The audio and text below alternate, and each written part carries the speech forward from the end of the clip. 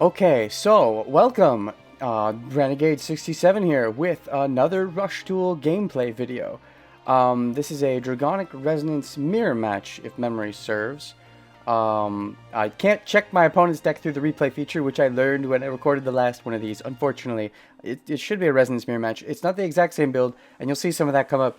But this is the build I was playing, and the build I've mostly settled on. I was playing 2 Piercing Bunker and 2 Slayer for a while, but Phantom Bind is just such a jerk that I'm up to 3 Slayer now. I think it's too important. You gotta play 3 Slayer.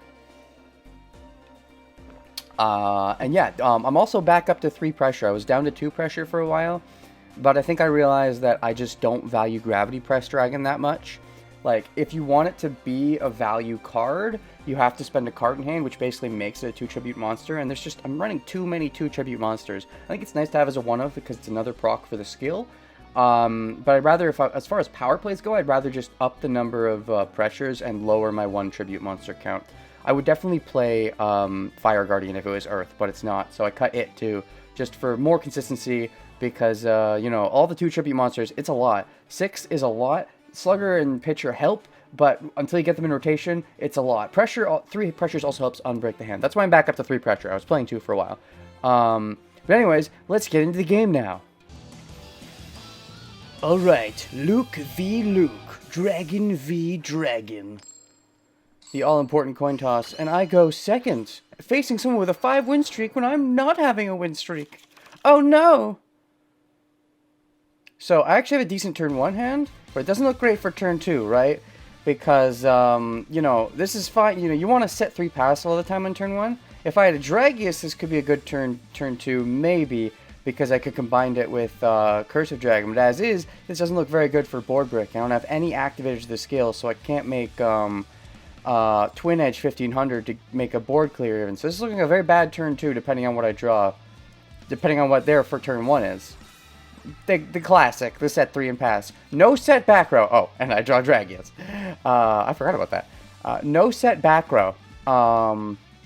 Which is very good, because back row is very scary in this deck, because, granted, I do have 3 Slayers, so maybe I can pop it, but Dragonic Pressure, oh boy, that's more scary of a set card than Phantom Bind is.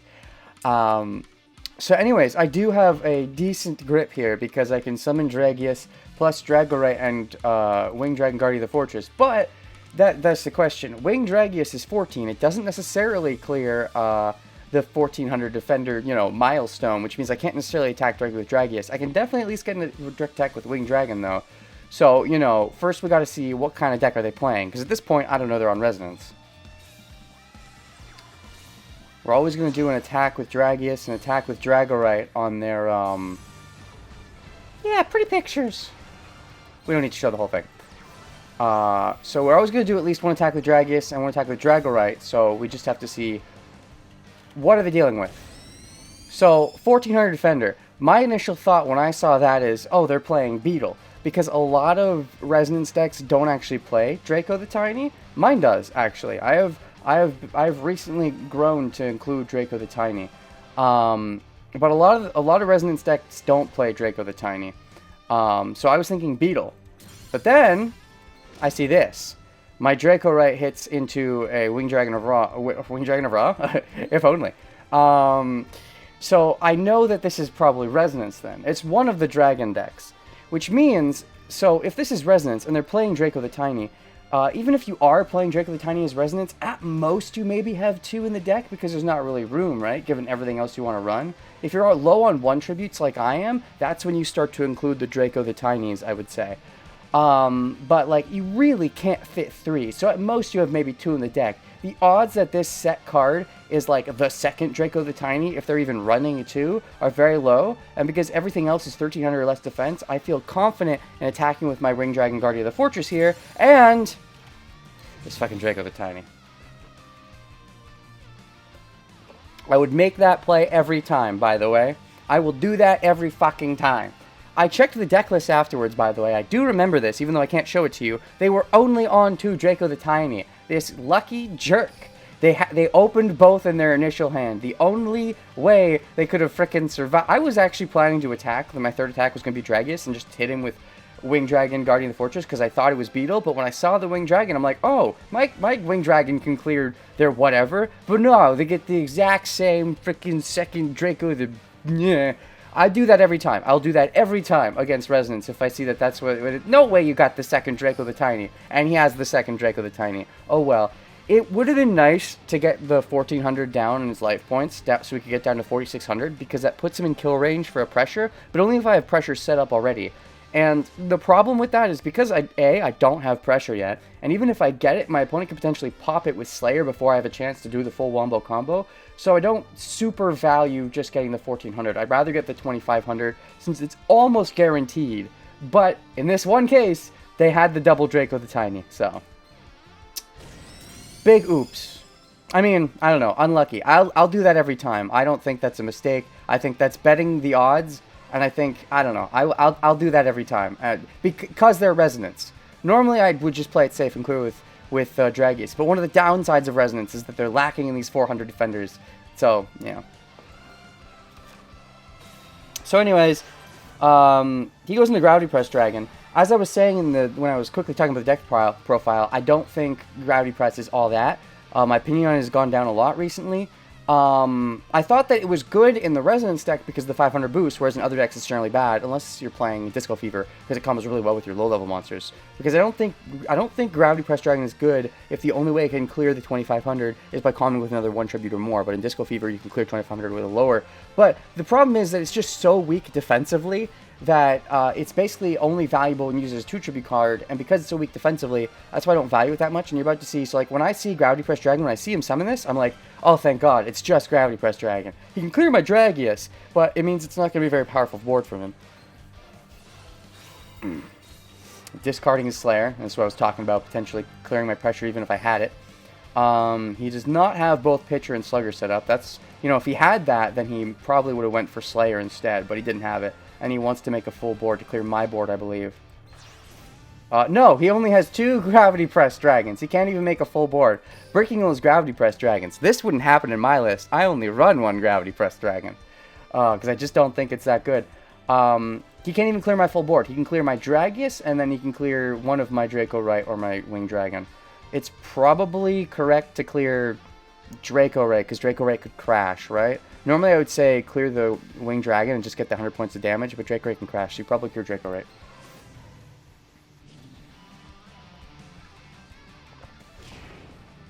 Does he clear Draco Ray? He does. I think that's correct. That's such a weak defensive board, right? He's sitting on 9,000 points of damage. Dragius is 5,000 right there. And, you know, if you get 2 high power mons, you can do about 8,000 in 1 turn. So he's very weak defensive board because of these Gravity Press Dragons that I am losing confidence in. So my turn. What do I got here? All I have is low-level monsters. That's not good. I summoned my Draco Ray. Why did I do that? Oh, now I remember. I only have low levels, but I can clear his board. And I think it's important to clear the board because... just because there's a potential for him to maybe brick on a future turn. He's only seen one of his big boss monsters, so it's potential, and he's seen a lot of low levels, so it's potentially he could brick on high levels and maybe pressures and not have a good counterplay next turn. So I felt it was important to clear. Even though, like, maybe going defensive, you know, is the easier play here, quote-unquote, I thought it was important to clear. I also get a guaranteed card draw. No, I don't, because he doesn't have a level 7. I was going to say I get a guaranteed card draw with Triad Drago. No, I don't. But Triad Drago is an activator for the skill, so I can definitely clear his 2. And that felt really important to me, because just given the circumstances, I am behind on life points, but I'm not so far behind on life points that I feel too vulnerable leaving this on board. This gets some pressure going, and again, maybe he bricks, is my hope here. He doesn't have Slugger and Pitcher in rotation, which is important. So maybe he bricks on high levels and can't establish anything. That's why I'm clearing here. He also hasn't seen any pressures yet, so he might brick on that too if he's running it.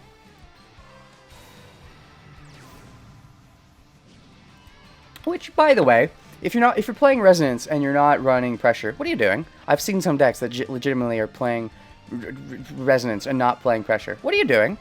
Yes, play the pressure. Play at least 2, maybe 3. Don't even just play 1. Why are you playing 1? Play 2 or 3. What are you doing? What are you doing? You know, build your deck how you want, but if you want to win, play the pressures. Anyways, I've faced people doing full Monster Mash Resonance decks. I'm like, what are you doing? Do you understand the game? Anyways.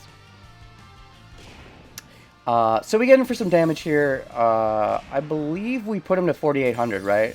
The magical number. That's another reason this was a decent play. 4,800, you can kill from 4,800 if you get a pressure set up in advance. I haven't seen my pressures, and, you know, I see one of his Slayers in the graveyard, so that's one less way for him to remove my pressure. I don't know if I was thinking about that when I make this play, but that's an idea.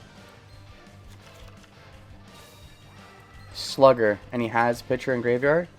Right? Right? Come on, let me check the graveyard while it's paused. You jerk. What? You tell me I can't check the graveyard while it's paused? Why can't I check the graveyard? Did that glitch? Is it glitched? Are we glitched? No, they're letting me check the graveyard. Oh, there it is. Now they do. Wow, it was just glitched for a second. It didn't let me check the graveyard. I was going to say, does he have Piercer and Bunker? Does he have Pitcher and Slugger? And yes, he had both, and he's able to summon. I was going to say, maybe he was bricking on high levels, and he was, but he got lucky and he drew the other one. And he gets Piercing Bunker, so he should be able to get a big board that screws me up here. But I guess we'll see what it is.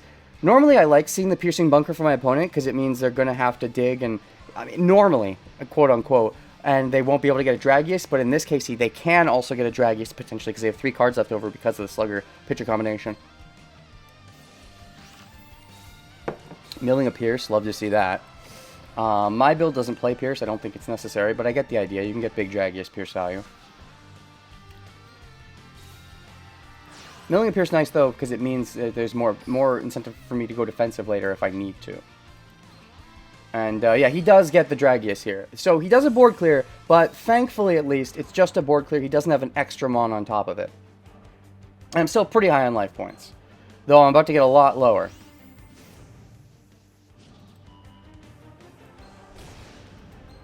And then what did he tribute to summon his Dragius? Nothing special. Okay. There's a turn coming up where there's going to be a little bit of a thing where you're like, did he have lethal? And it's like, he didn't have lethal, but we're not there yet. That was a lot of damage. Ow. Down to 700. Actually, was it this turn? Was it this turn? Right, because... Well, no, he would have drawn. I'm just thinking about, because he used Slugger and Pitcher. No, it's not this turn. It's not this turn. Anyways, I'm down to 700. So that was a lot of damage, but I'm not dead yet. And also, what I tried to avoid him from doing, establishing a big board, hope he bricked on his high levels, did not happen because he had Piercing Bunker Dragon for the most part, but it happens. I drew pressure, and, like, I have to use it because he's got Dragius. There's no other choice. This is just a defensive turn. That's all this can be. We get 1 card left over.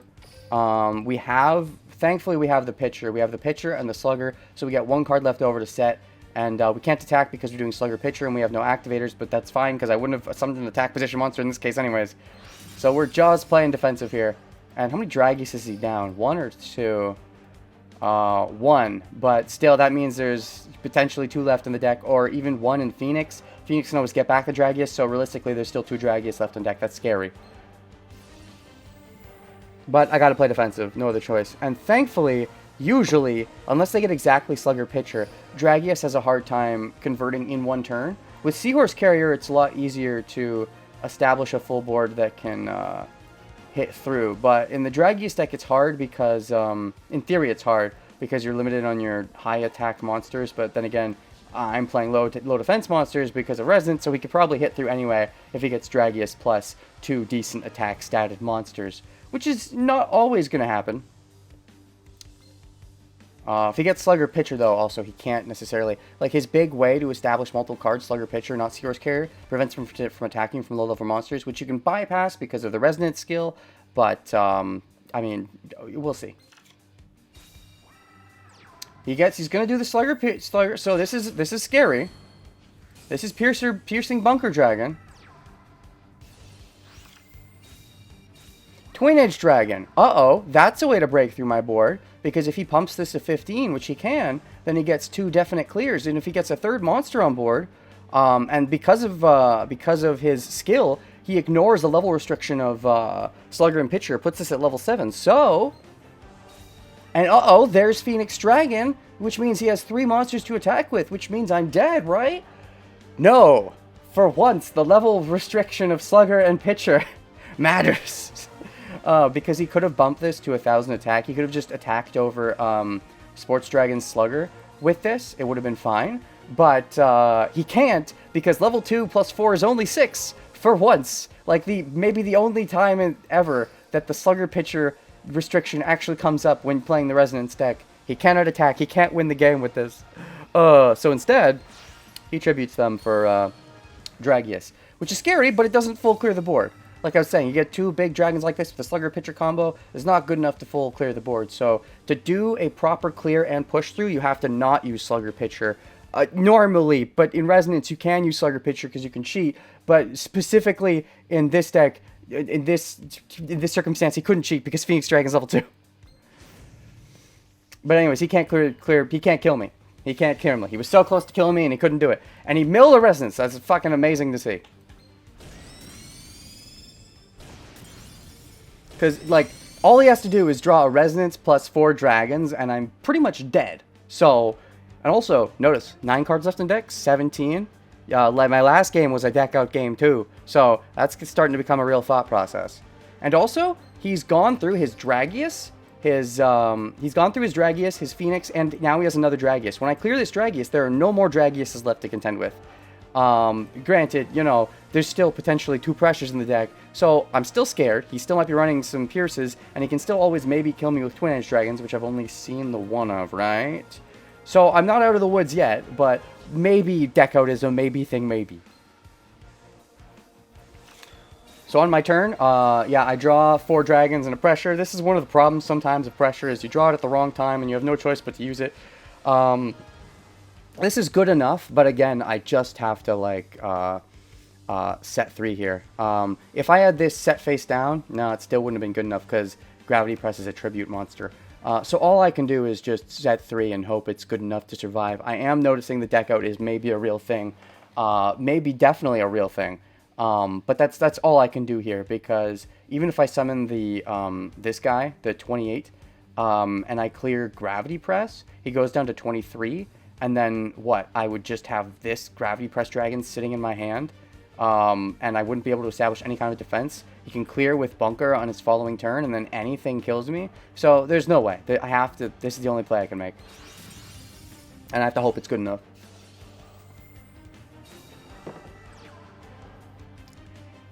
He is definitely very close to deck out, though. Setting a card. Why would you set a card? Never set a card here. Again, you're close to deck out. Keep this in your hand. I don't know what this is. Is this a pressure? I mean, no, it's probably not a pressure unless he's, like, bricked on, like, 2 spell traps. But, because if this is a pressure, he probably just kills me here, unless he's bricked on 2 spell traps. But you still wouldn't set this here, because you are so close to deck out. All he summons is just a Twin Edge Dragon. That's it. Like, 5,800 as a defensive shield is not great. It's really not great. He has 7 cards left to work with, so he draws 2 next turn. So I feel like, I don't know what his hand was, but I feel like he probably should have committed to at least 1 more monster. If he has, like, any more level 4 lower monsters, I don't know what his deck is, but, like, I don't remember, but, like, maybe he's still got a couple Slayers or a couple Bunkers, and so he couldn't really commit. I assume he's got to have at least 1 playable monster in his hand. I think he should play it so he can clear 2 monsters and create a better defensive shield against his life points, because that way he still has a card left over in his deck to mill if he needs to for whatever reason. But yeah, but with this kind of hand, he only cleared 1 of my threats. He only has 1 monster left over. We don't even need deck out, because we got I think we don't need deck out, isn't that right? Because I was looking at this, I'm a little scared of him. Do we need deck out?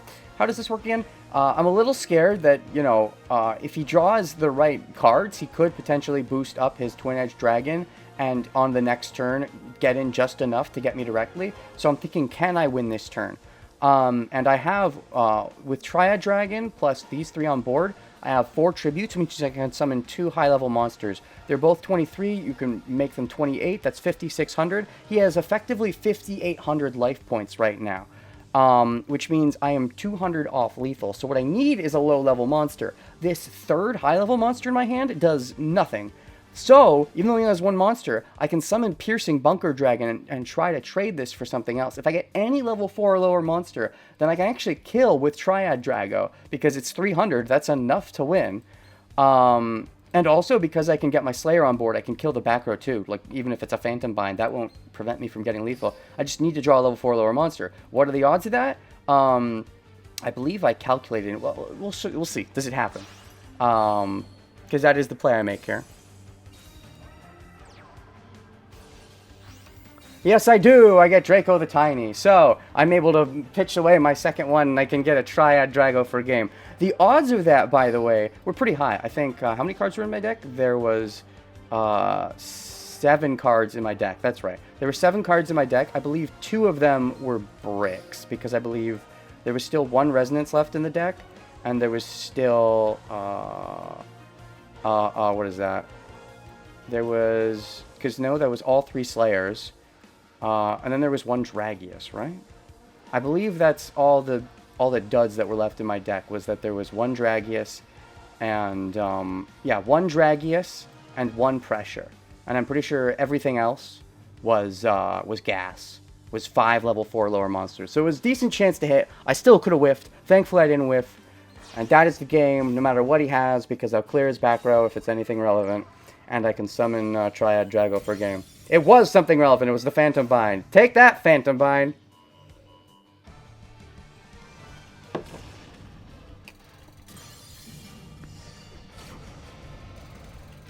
This is why I like 3 Slayer, because these freaking Phantom Binds. Playing Phantom Bind in your Resonance deck. I think I checked afterwards, and he's only playing 1 Resonance in his list, I think. Terrible idea. I could have been dead so easily if he ever drew a Resonance earlier in the game. But he never drew his Resonance because he's playing Pierce and Phantom Bind. Terrible idea. Cut the Pierces, cut the Phantom Binds, max on pressure before anything else. Once you have 3 pressure, then think, do I want any more spell traps? And if the answer is yes, play Pierce. Don't play Phantom Bind. Phantom Bind's bad. Stop playing it. Stop playing it. Anyways, that was fun.